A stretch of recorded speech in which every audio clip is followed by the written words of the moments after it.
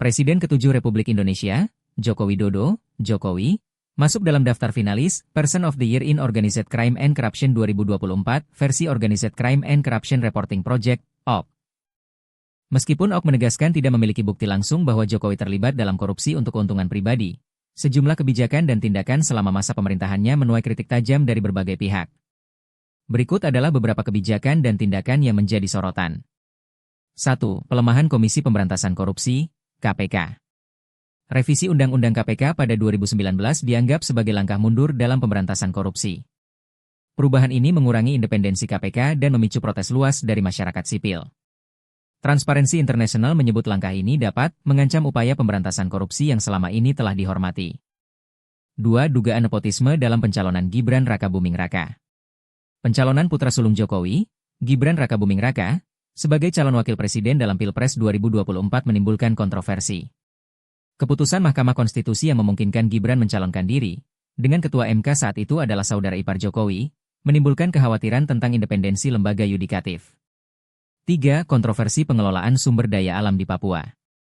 Laporan Greenpeace mengungkap dugaan korupsi dalam penerbitan izin perkebunan di Papua, yang seharusnya dilindungi oleh moratorium hutan.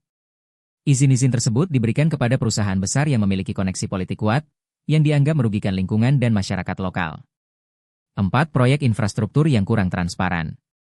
Beberapa proyek infrastruktur besar, seperti pembangunan Ibu Kota Negara, IKN, dan kereta cepat Jakarta-Bandung, dikritik karena kurangnya transparansi dalam hal pembiayaan dan tender.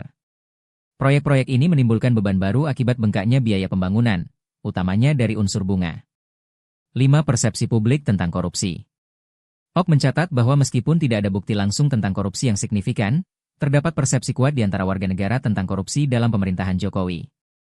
Hal ini menjadi peringatan bahwa masyarakat sedang mengawasi dan menginginkan transparansi serta akuntabilitas dari pemimpin mereka.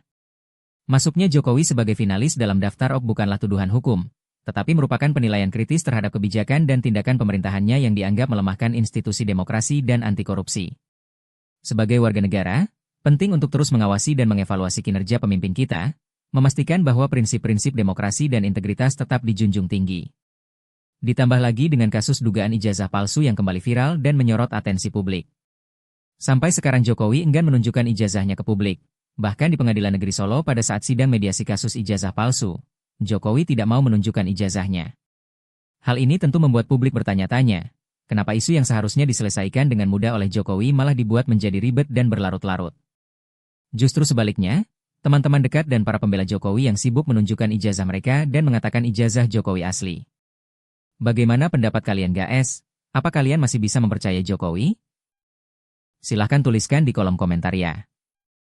Jangan lupa, ikuti terus perkembangan terbaru laporan kasus ini hanya di Turida Media. Turida Media, informasi cerdas untuk pikiran terbuka.